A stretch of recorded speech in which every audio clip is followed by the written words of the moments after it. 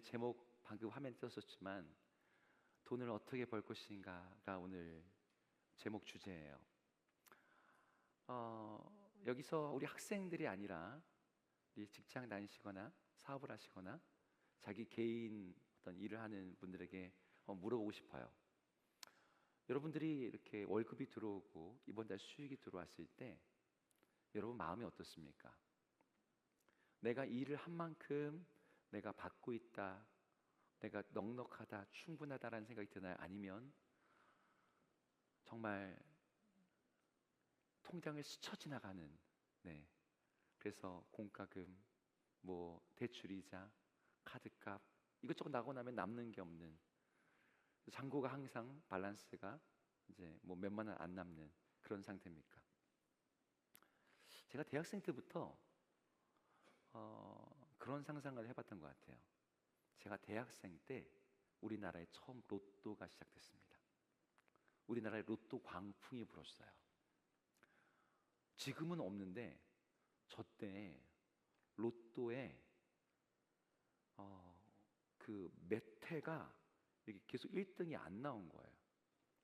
지금 제가 기억이 정확하지 않은데 벌써 20년 전 이야기니까 한 400억이 모인 때가 있었습니다. 지금은 상상 못하는 금액이죠. 그 당시에 400억인가 모였어요. 정말 안 산 사람이 없었습니다. 저는 로또를 사진 않았지만 로또 1등이 되면 얼마나 좋을까, 제 마음속으로 너무 부러웠어요.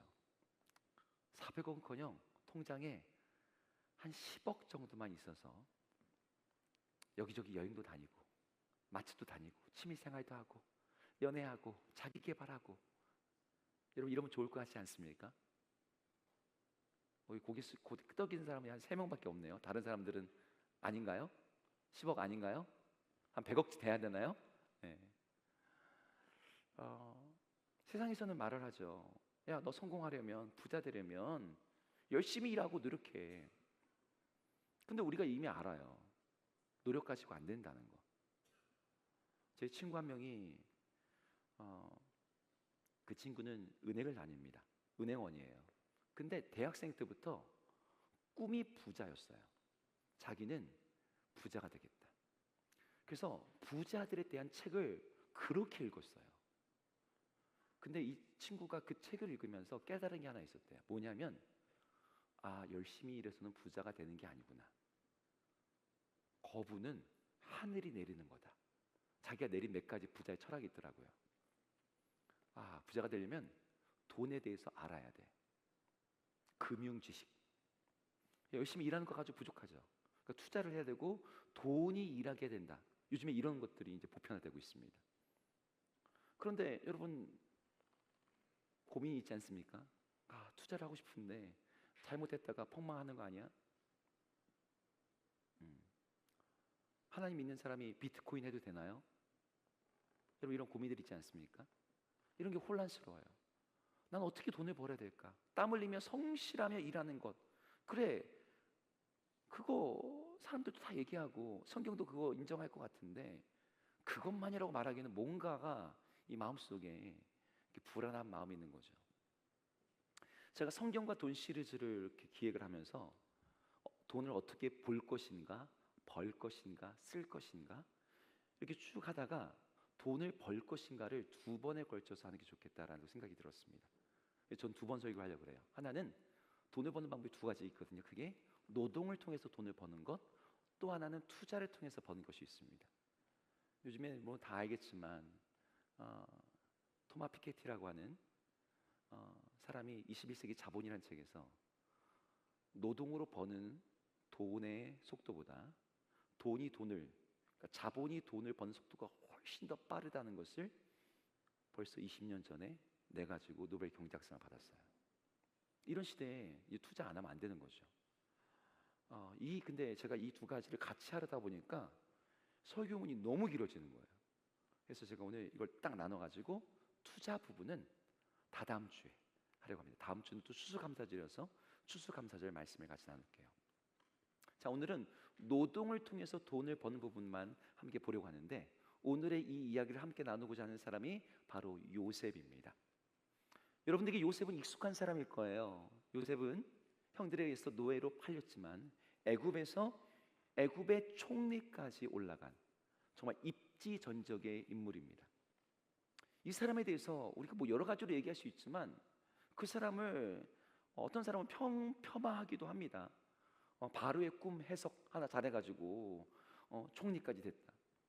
근데 여러분 그거는 사람과 사회를 너무 모르는 거죠. 고대 최강국이었던 애굽에서 꿈 해몽 하나 했다고 총리를 세우고 말고를 결정할까요? 그 정도 허술한 나라가 아닙니다. 요셉의 삶도 그렇게 그냥 해몽 하나 잘해가지고 그 자리까지 간 게 아니에요. 성경이 말하고자 하는 핵심도 요셉처럼 꿈을 잘 꾸고 꿈 해몽을 잘하라는 게 우리에게 주는 메시지도 아니고요. 요셉의 삶에는 노동과 부에 대한 그 둘 사이의 관계에 대한 아주 중요한 성경의 통찰을 담고 있어요. 하나님이 함께 하시는 사람이 어떤 방식으로 돈을 벌고 관리하는지. 오늘 우리가 읽은 요셉 이야기 창세기 39장은 요셉의 절망적인 상황에서 이야기가 시작됩니다. 오늘 1절을 한번 같이 읽어볼까요? 1절 읽겠습니다. 시작. 요셉이 이집트로 끌려 내려갔더니 바로의 신하 층위 대장 애굽 사람 보디발이 그를 그리고 데려간 이스마엘 사람의 손에서 그를 산이라. 여러분 이 한 구절에 청년 요셉의 젊은 날이 얼마나 절망적이었는지를 우리는 보게 됩니다. 요셉이 지금 어떤 상태가 된 거예요? 어떤 상태가 된 겁니까? 노예로 종으로 팔렸어요. 그것도 누구에 의해서? 자기 가족들에 의해서. 그것도 자기 고향도 아니고 먼 이국 땅에서. 요셉의 상황을 한마디로 말하면 모든 게 정말 바닥, 제로 상태에 있다라고 말할 수 있어요. 신분부터 이집트라는 나라에서 외국인 노동자로 요즘에 계속 캄보디아에 막 그 일하러 갔다가 돈 벌러 갔다가 감금당하고 착취당하고 비인간적 취급당하고 노예보다 못한 삶, 여러분 그렇게 요즘 뉴스에 많이 나오지 않습니까? 요셉이 그거랑 다를 바가 없어요. 요셉은 배신감에 완전히 잠을 못 잤겠죠. 자기 형들이 자기를 팔았으니까. 여러분 그렇게 팔려온 곳에서 인맥도 아무도 없어요. 아는 사람이 없어요. 언어도 틀려요. 요셉이 돈이 있었겠습니까? 뭐가 있었겠어요? 자본도 제로죠. 노예로 팔려왔으니까. 그냥 자본이 제로 정도가 아니라 요셉은 그냥 돈이 없다 정도가 아니라 자기 몸이 팔려왔으니까 이미 빚을 지고 있는 상태나 같습니다. 마이너스 상태예요. 노예들이 당시 고대 노예들은요 이 몸값을 가지고 신분이 속량이 됐거든요. 그러니까 노예 상태라는 것은 마이너스 그 사람의 몸값이 이미 있는 거죠. 요즘으로 치면 막대한 빚을 지고 있는 상태가 요셉의 지금의 모습이었어요. 근데 요셉이 애굽에서 그런 상태에서 시작하는데 1절 바로 다음 구절에 이야기가 반전이 됩니다. 2절을 같이 한번 읽어볼게요. 2절 읽겠습니다. 시작. 여호와께서 요셉과 함께 하심으로 그가 형통한 자가 되어 그의 주인 애굽 사람의 집에 있으니. 형통한 자가 되었다. 요셉을 설명하는 아주 중요한 단어는 이 형통한 자라는 겁니다. 이 단어가 이 창세기에 반복해서 나와요. 이 말리아흐라고 하는 히브리어는 우리말로는 형통한 자도 있지만 요즘으로 번역을 하면 성공하는 사람, 번영하는 사람이라는 뜻으로 번역이 됩니다. 형들의 미움과 음모 속에서 팔려가 노예가 된 요셉이, 자기의 몸값도 대체할 수 있는 길이 없던 그 요셉이, 자기를 위해서 누가 빚을 갚아줄 수 있는 아무도 없는 그런 요셉이 낯선 땅에서 형통한 자가 되었대요. 여기서 그 이유는 단 한 가지로 나옵니다. 여호와께서 요셉과 함께 하셨다. 그러므로 요셉이 형통한 자가 되었다. 그러니까 하나님의 임재가 요셉의 신분, 재정, 상황 모든 것을 뛰어넘어서 그를 성공하는 사람, 번영하는 사람이 되게 만들었다라고 얘기하는 거죠. 여러분 이게 뭘 말해주는 걸까요? 하나님의 임재가 중요하다? 그거 너무 중요한 거죠. 일할 필요 없이 그러면 예배만 잘 드리면 된다 이런 뜻일까요? 하나님이 함께 하시면 자동으로 부자가 된다는 뜻일까요? 아닙니다. 하나님이 함께 하심으로 요셉이 형통한 자가 되고 성공하는 자가 되었다는 것은 요셉이 가만히 있는데 하나님 그냥 함께 하시는 정도가 아니라 요셉의 손으로 일하는 것, 이 본문 뒤에 나옵니다. 이런 표현들이 거기에 하나님이 복을 주셨다는 뜻이에요. 그러니까 하나님의 임재와 동행이 전제되는 상태에서 요셉이 하는 노동이 하나님의 복을 받았다는 거죠.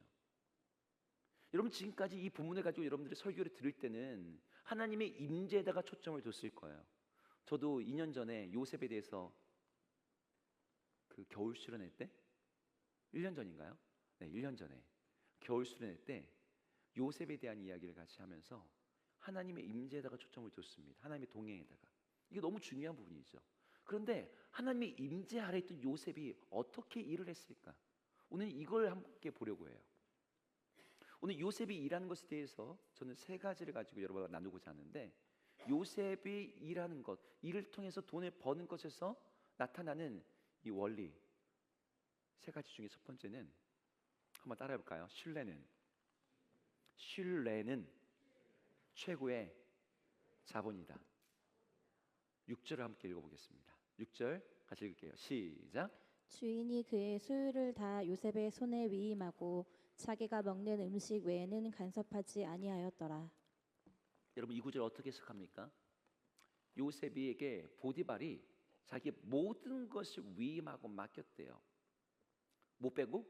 자기 음식, 기후와 관련된 것을 빼놓고. 이게 무슨 뜻입니까? 보디발이 식성이 까다로웠다 이런 뜻입니까?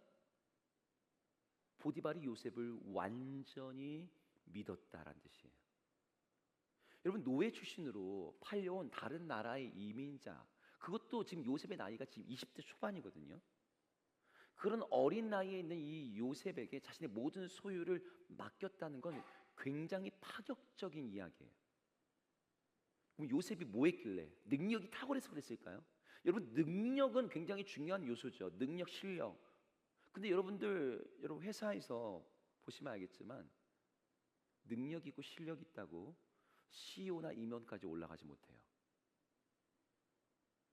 거기까지 올라간 사람들은 능력 가지고만 올라가지 않습니다. 능력은 기본이에요.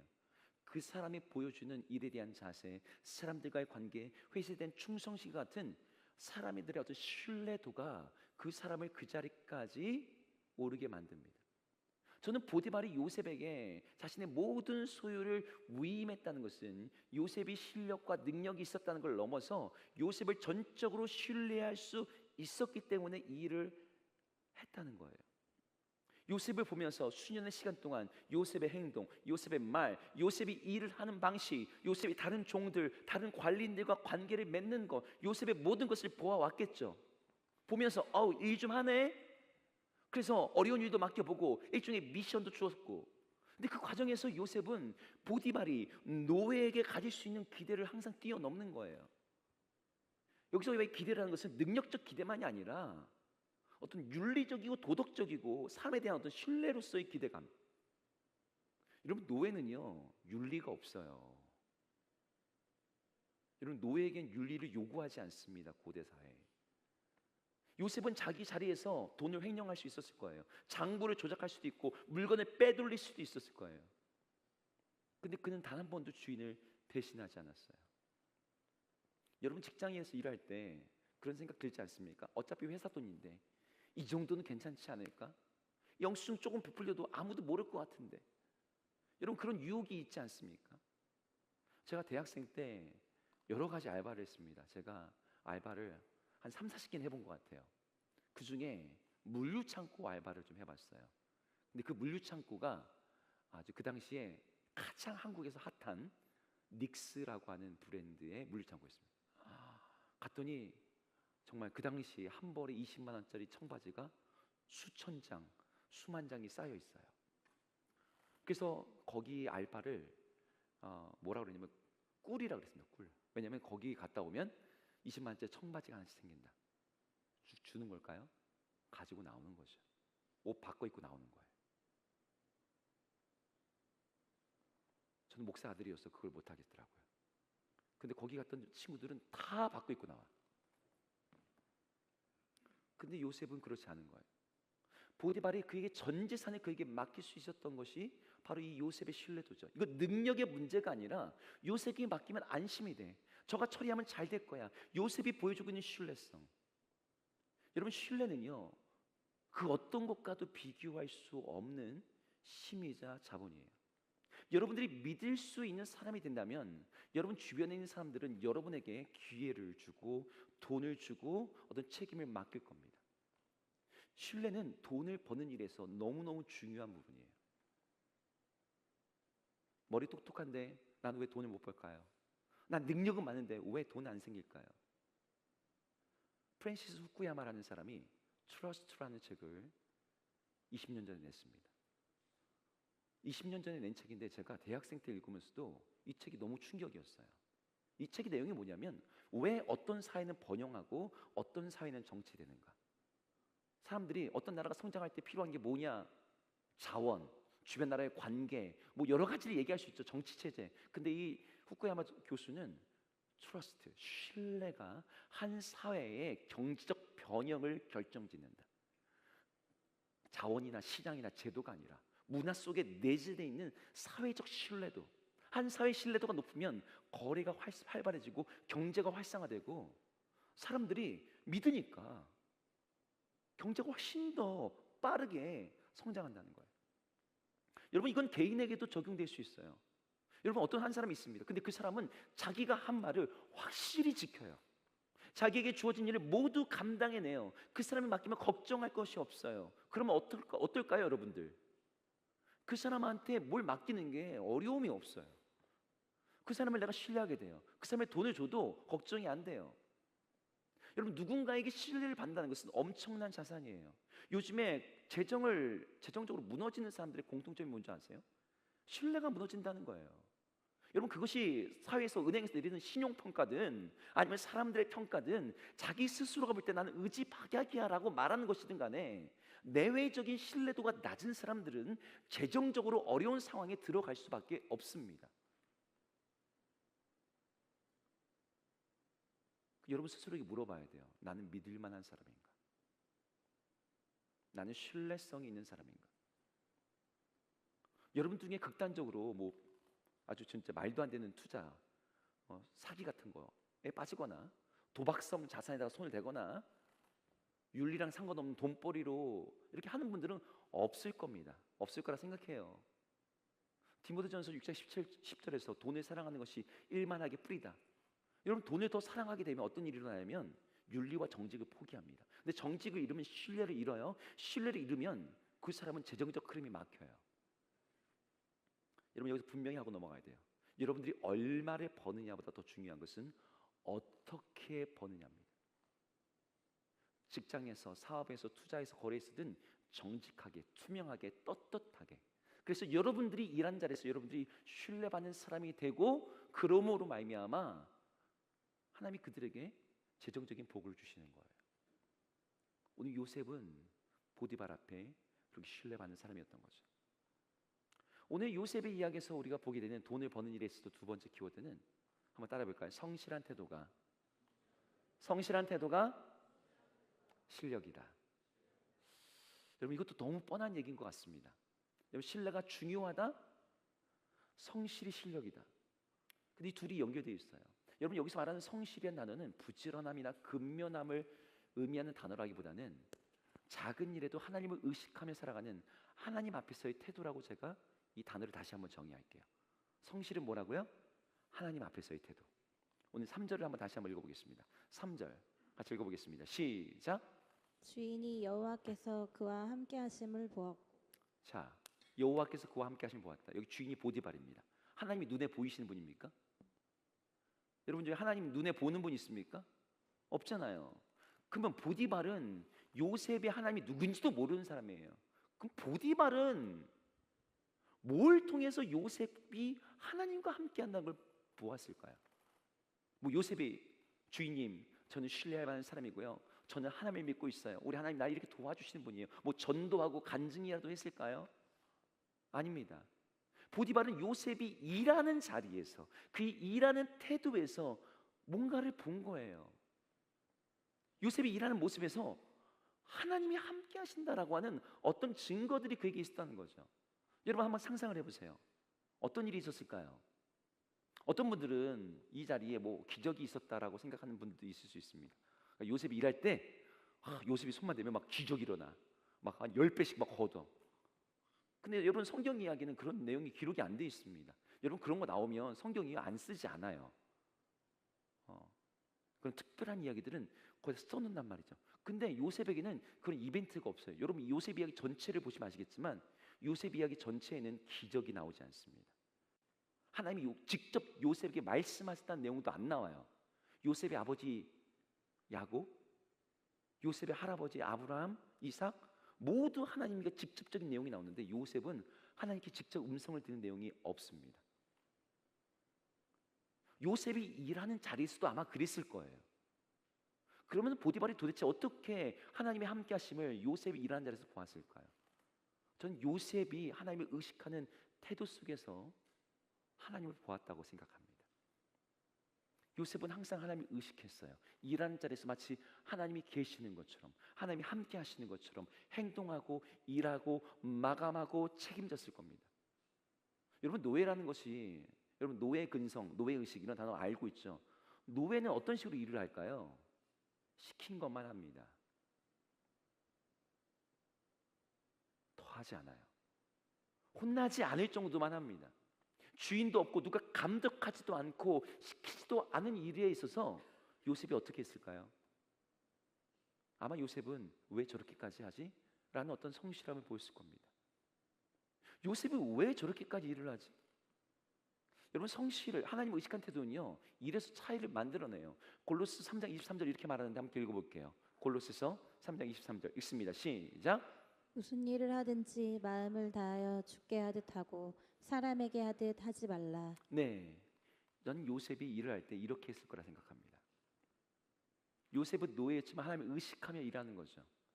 무슨 일을 하든지 마음을 다하여 주께 하듯 하고 사람에게 하듯 하지 마라. 여러분 하나님 앞에서 일한다고 할 때 여러분 어떻게 될까요? 제가 전에 있던 중국에서 섬기던 교회에서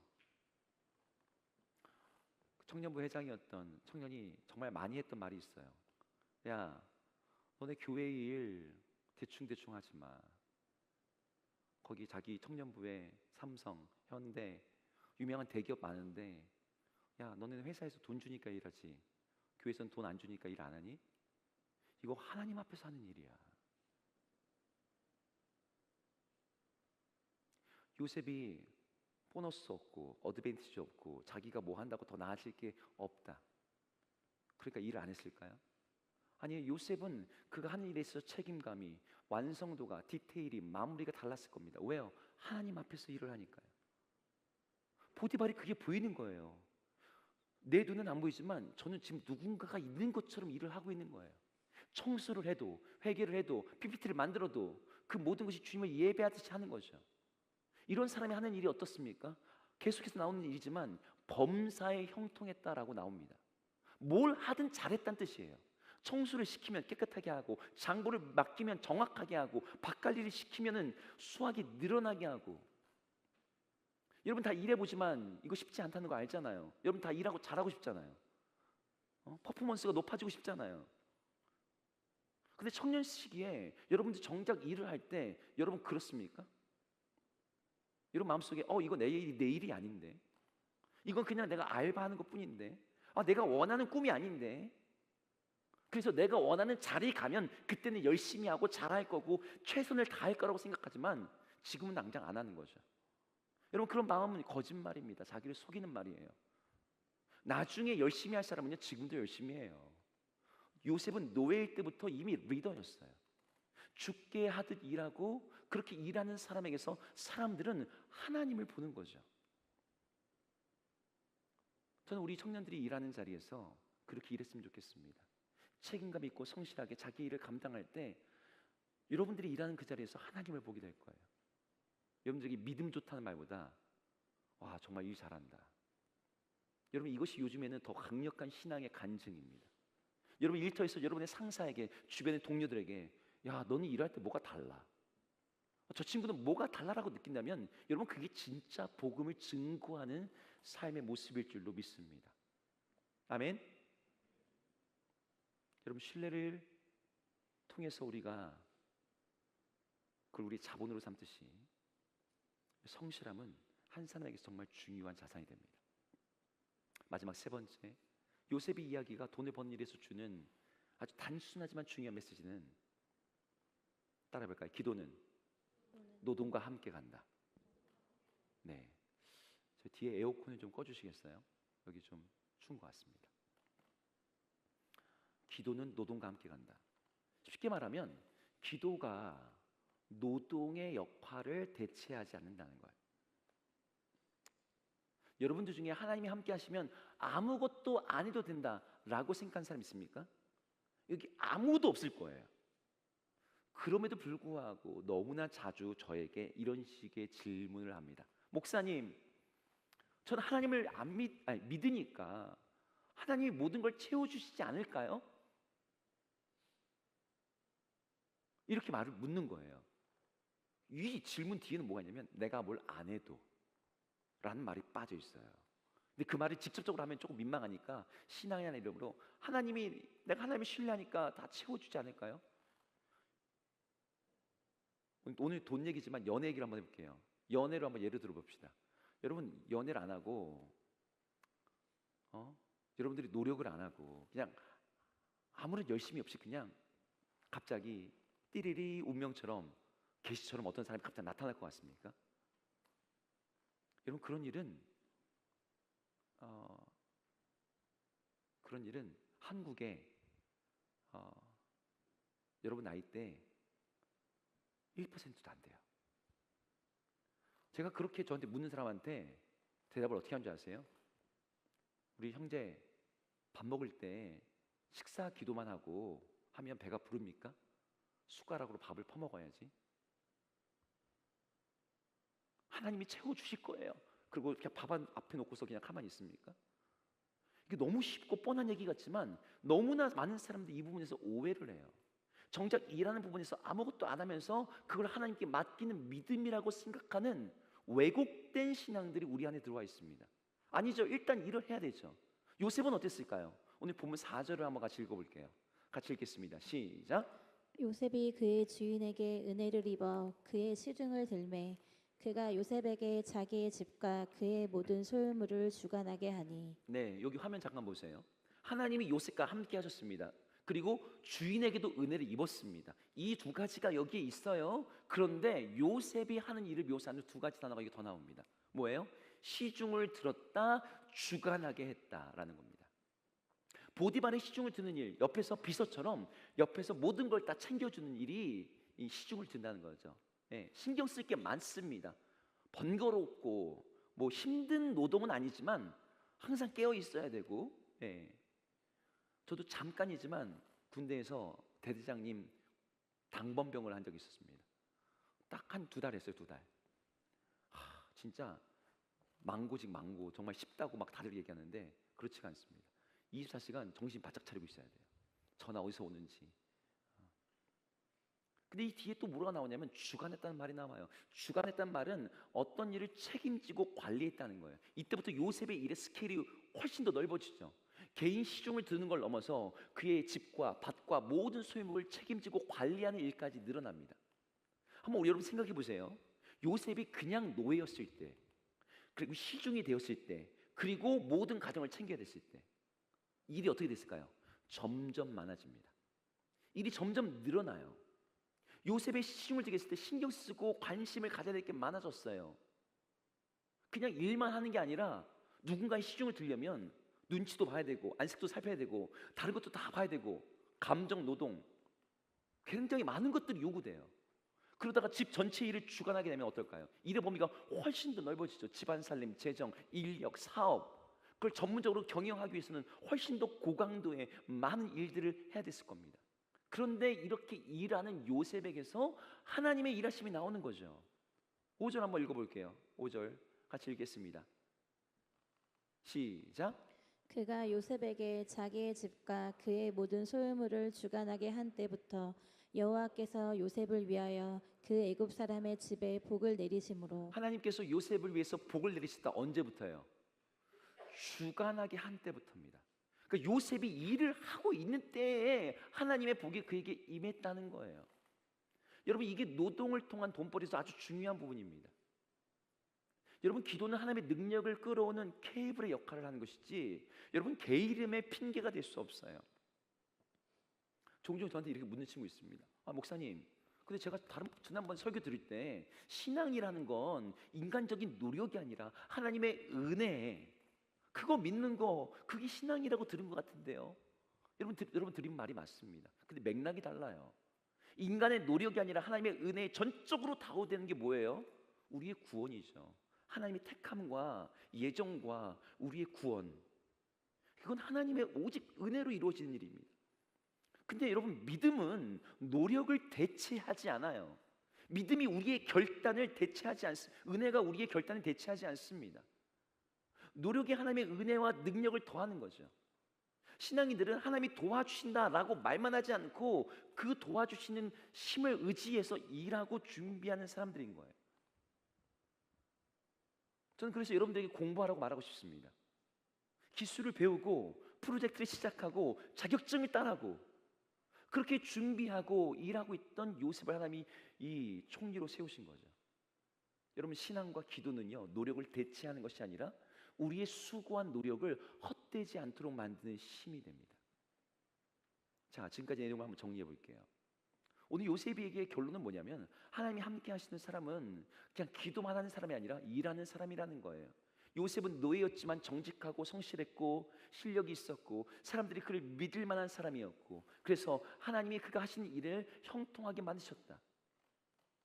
여기서 우리가 질문을 바꿔야 되는 거죠. 얼마를 벌 것인가 보다 어떻게 벌 것인가를 넘어서 내가 어떤 사람이 될 것인가.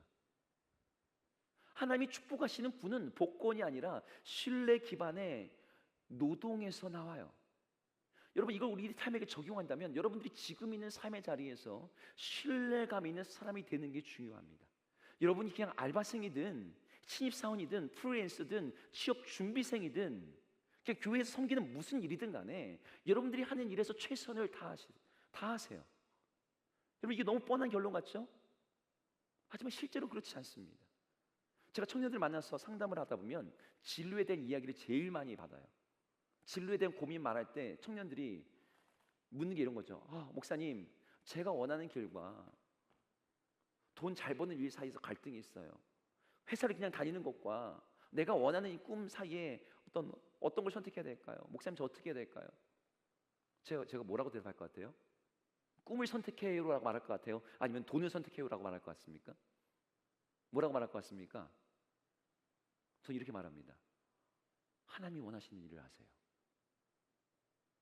하나님이 원하고 기뻐하시는 일을 하세요. 저는 그게 뭔지 모르죠. 그 사람에게는 계속 회사를 다니는 게 될 수도 있고 아니면 나와서 창업을 할 수 있는 일일 수도 있고. 그럼 이렇게 말을 하면은 또 얘기를 합니다. 목사님, 회사 다니는 게 너무 지루하고 적성이 안 맞아요. 혹은 창업을 하는 게 너무 실패와 재정 부담이 커요. 그러면 제가 뭐 어떻게 해달라는 얘기예요? 저는 그때 먼저 그 사람에게 물어요. 이런 질문을 하기 전에 우리 청년 안에 정한 마음이 있는지, 하나님께서 말씀하시면 어떤 위험이 있고 어떤 손해가 있고 어떤 포기가 있더라도 하나님이 내게 주신 은사와 기회를 가지고 내게 주어진 그 일을 내가 최선을 다해서 감당하겠다. 주님 말씀하시면 내가 그거 하겠다. 그 마음 준비되어 있습니까? 돼 있으면 오케이. 그게 아니면 하나님이 어떻게 인도하든 후회되고 불평하고 원망하고 이게 아닌데, 그러니까 나올 수밖에 없어요. 그 일에 지루함이 있어도 어려움이 있어도 두려움이 있어도 주님이 말씀하시는 그 길을 가겠다. 그게 그리스도인의 자세이자 태도이잖아요. 아까도 말했지만 내가 나중에 내가 원하는 일을 하게 되면 그때는 내가 좋아하는 일을 하게 되면 그때는 내가 진짜 열심히 할 거야. 여러분, 그거 거짓말이라니까요. 자기 기만이에요. 성실은 나중이 아니라 지금 증명되는 것이고, 내가 좋아하는 일을 할 때 나타나는 게 아니라 내게 주어지고 맡겨진 일에서 확인되는 거예요. 여러분, 일하지 않고 쉽게 버는 돈이 복이 아닙니다. 여러분, 성경에서 돈을 버는 일에 있어서 저는 이 구절이 가장 중요한 구절이라고 생각합니다. 시편 128편 2절 같이 읽겠습니다. 읽습니다. 시작. 내가 내 손이 수고한 대로 먹을 것이라. 내가 복되고 형통하리로다. 여기서 복되고 형통하다고 말하는 게 뭐죠? 내 손이 수고한 대로 먹는 게 복되고 형통한 거래요. 여러분, 일확천금이, 로또 당첨이, 기도했더니 하늘에서 금덩이가 떨어지는 어떤 그런 것들이 복이 아닙니다. 여러분, 그건 위험한 거예요. 저주일 수 있습니다. 재앙이 될 수 있어요. 성경 뭐라고 얘기합니까? 여러분이 수고한 대로 먹는 그것, 일하는 것을 통해서 먹는 것을 우리 주님이 기뻐하시고 그것이 여러분들에게 복되게 하고 형통케 하는 길이래요. 여러분들이 정직하게 성실하게 실력으로 돈을 버는 것을 우리 하나님이 축복하세요. 물론 이게 일로 돈 버는 게 이 자본주의 사회에서 돈을 버는 전부는 아닙니다. 이번 주에는 요셉처럼 일하는 걸 얘기했지만 다다음 주에는 투자라는 개념을 가지고 말씀을 나누려고 해요. 그러나 노동이 되었던 투자가 되었던 중요한 핵심은 뭐예요? 내가 그 일을 감당할 사람이 되느냐는 거죠. 무엇으로 돈을 버느냐가 아니라 어떤 사람이 되어 돈을 버느냐. 이게 더 본질적이고 중요한 질문인 거예요. 여러분, 한 주간 여러분 스스로에게 한번 이 질문 가지고 한 주간 살아보세요. 하나님이 여러분들에게 돈을 한 1,000만 원, 우리 대학생들은 한 1,000만 원이라 치고요, 직장인들은 1억, 30대 넘은 사람들은 10억이라고 생각합시다. 하여튼 어느 정도 규모 있는 재정을 맡기시면 여러분 그 돈을 감당할 수 있는 사람인가? 내가 그 돈으로 타락하지 않고 유용하지 않고 사치하거나 낭비하지 않고 이 돈을 하나님의 나라와 그 목적을 위해서 쓸 수 있는 사람인가? 여러분, 그 자신이 없다면 지금부터 그거부터 준비하셔야 돼요. 내가 돈을 벌고 자본을 쌓기 전에 사람부터 준비돼야 되는 거죠. 신뢰감 있는 사람이 되는 거, 성실한 사람이 되는 거, 내 손으로 수고하고 일하는 사람으로서 자신을 준비하는 그게 여러분 믿음의 태도입니다. 이곳에 있는 모두가 요셉처럼 신뢰와 성실한 자산으로 기도하면서 하나님과 동행하면서 우리가 수고한 대로 거두는 그 복되고 형통한 삶을 살아가기를 주의 이름으로 축복합니다. 아멘.